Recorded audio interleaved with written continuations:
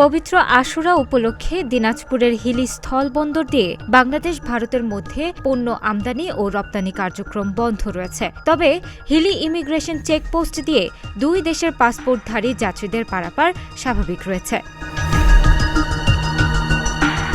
৬ জুলাই রবিবার সকালে এ তথ্য নিশ্চিত করেছেন হিলি আমদানি রপ্তানি গ্রুপের সভাপতি সাখাওয়াত হোসেন শিল্পী। তিনি জানান, ধর্মীয় দিবস পবিত্র আশুরা উপলক্ষে সকাল থেকে ভারতের সঙ্গে হিলি বন্দরে পণ্য আনা নেওয়া বন্ধ রাখা হয়েছে। পাশাপাশি বন্দরের অভ্যন্তরীণ কার্যক্রমও সাময়িকভাবে স্থগিত করা হয়েছে।